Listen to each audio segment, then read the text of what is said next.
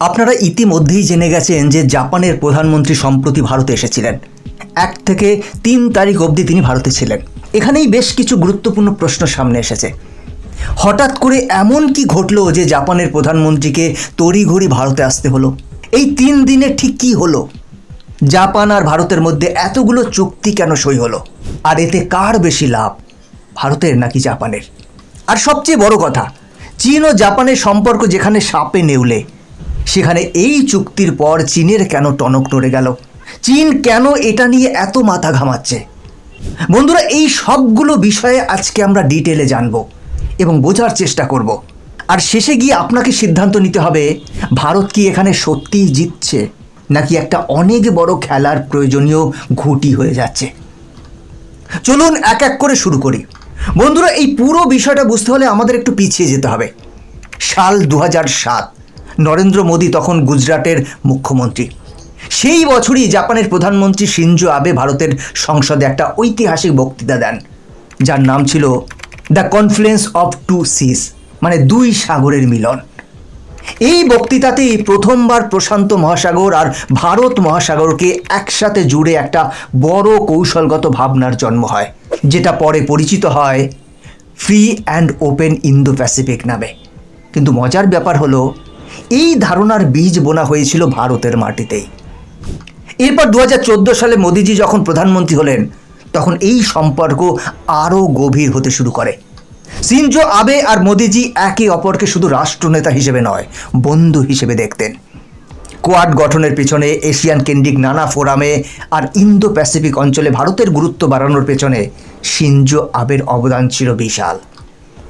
ফলে ভারত সরকার তাকে সম্মান জানিয়ে পদ্মবিভূষণ পুরস্কার দিয়েছিল, যেটা ভারতের দ্বিতীয় সর্বোচ্চ বেসামরিক সম্মান। এই সম্পর্কটা ছিল সত্যিকারের বিশ্বাসের উপর দাঁড়ানো, শুধু চুক্তির কাগজে নয়। কিন্তু 2022 সালের 8ই জুলাই সব কিছু হঠাৎ থেমে যায়। জাপানের নারা শহরে একটা নির্বাচনী জনসভায় বক্তৃতা দেওয়ার সময় আবেকে গুলি করা হয়।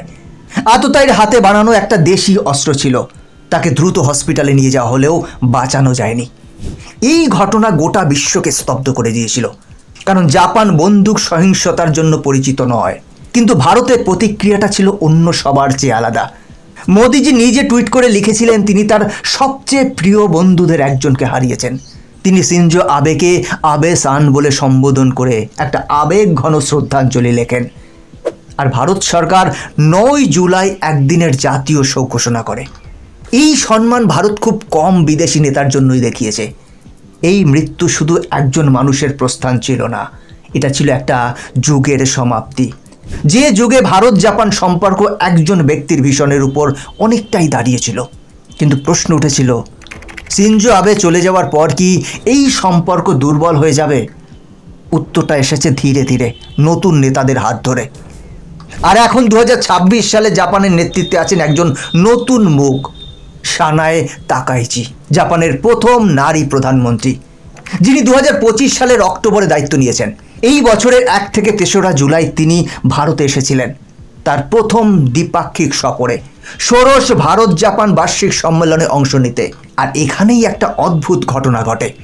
মোদিজি জাপানের প্রধানমন্ত্রী তাকাইচিকে ডেকেছিলেন আমার ছোট বোন বলে, আর তাকাইচি জবাবে বলেছিলেন তারা দুজনে ভাই বোনের মতো এই সম্পর্ক গড়ে তুলবেন। বন্ধুরা, এটা শুনতে আবেগঘন লাগলেও এর পেছনে আছে একটা কঠিন বাস্তবতা। বিশ্ব রাজনীতি এখন অনেক বেশি অনিশ্চিত, আর এই 2 দেশেরই একে অপরকে দরকার। এবার আসল জায়গায় আসি। এই সফরে কি হয়েছে? 3 দিনের এই সফরে 2 দেশ মোট 16টা চুক্তি বা সিদ্ধান্তে পৌঁছেছে।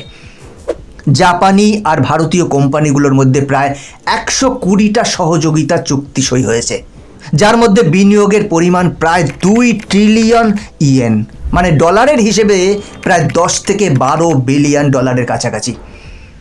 জাপান ভারতকে সাহায্য করবে কৌশলগত তেল মজুদ গড়ে তুলতে, আর সারা দেশে 1000 বায়োগ্যাস আর জৈব সার প্ল্যান্ট বসাতে, যাতে গ্রামীণ অর্থনীতি আর জ্বালানি নিরাপত্তা দুটোই শক্তিশালী হয়। এছাড়াও সেমিকন্ডাক্টর, কোয়ান্টাম প্রযুক্তি, উন্নত উপকরণ আর গুরুত্বপূর্ণ খনিজ পদার্থ নিয়েও 2 দেশ একসাথে কাজ করার রোডম্যাপ তৈরি করছে। প্রতিরক্ষা খাতেও অগ্রগতি হয়েছে। জাপান তাদের প্রতিরক্ষা প্রযুক্তি রপ্তানির নীতি পর্যালোচনা করছে, যাতে ভারতের সাথে আরও গভীর সামরিক সহযোগিতা সম্ভব হয়। ভারত এমনিতেই সেই 17টা দেশের একটা, যাদের সাথে জাপানের উন্নত প্রতিরক্ষা প্রযুক্তি হস্তান্তরের চুক্তি আছে। এখন প্রশ্ন হলো, এত কিছুর পেছনের আসল কারণ কি? এটা কি শুধুই বন্ধুত্ব, নাকি এর পেছনে একটা বড় খেলা আছে? সত্যিটা হলো দুটোই সত্যি, কিন্তু দ্বিতীয়টা বেশি গুরুত্বপূর্ণ। চীনের প্রতি দুই দেশেরই এক ধরনের অস্বস্তি কাজ করছে। চীন বিশ্বের প্রায় 60% রেয়ার আর্থ মিনারেল উত্তোলন করে, আর প্রায় 90% প্রক্রিয়াকরণ নিয়ন্ত্রণ করে। এই একচেটিয়া নিয়ন্ত্রণ যে কোনো সময় অস্ত্র হিসেবে ব্যবহার হতে পারে, আর দুই দেশই এটা গত কয়েক বছরে হাতে নাতে টের পেয়েছে। জাপান তার সরবরাহ শৃঙ্খল চীনের উপর থেকে সরিয়ে আনতে চাইছে, আর ভারত এখানে একটা স্বাভাবিক বিকল্প, বড় বাজার, সস্তা শ্রম আর একই ধরনের গণতান্ত্রিক মূল্যবোধ। অন্যদিকে জাপানের ভেতরেও রাজনৈতিক চাপ আছে। তাকাইচির অভ্যন্তরীণ জনপ্রিয়তা কমছে অর্থনৈতিক মন্দার কারণে। তাই ভারতের সাথে একটা সফল সম্পর্ক তার জন্য একটা সহজ রাজনৈতিক জয়। তার এই সফরকে শুধু কূটনীতি না ভেবে দুই পক্ষের নিজস্ব প্রয়োজনের একটা মিলনস্থল হিসেবে দেখাই বেশি বাস্তবসম্মত। কিন্তু এখানেই থেমে গেলে চলবে না। ভারতের জন্য এখানে কিছু ঝুঁকিও আছে, যেগুলো নিয়ে খুব একটা আলোচনা হয় না, মিডিয়া বলে না। প্রথমত, জাপানের বিনিয়োগ যত বাড়বে, নির্দিষ্ট কিছু প্রযুক্তি আর সরবরাহ শৃঙ্খলে ভারতের নির্ভরতাও তত বাড়বে। একজন বড় শক্তির উপর নির্ভরতা কমাতে গিয়ে যদি আরেকজন বড় শক্তির উপর নতুন নির্ভরতা তৈরি হয়, সেটা দীর্ঘ মেয়াদে কতটা লাভজনক, সেই প্রশ্ন থেকেই যায়। দ্বিতীয়ত, ভারত এই মুহূর্তে একটা কঠিন ভারসাম্যের খেলা খেলছে।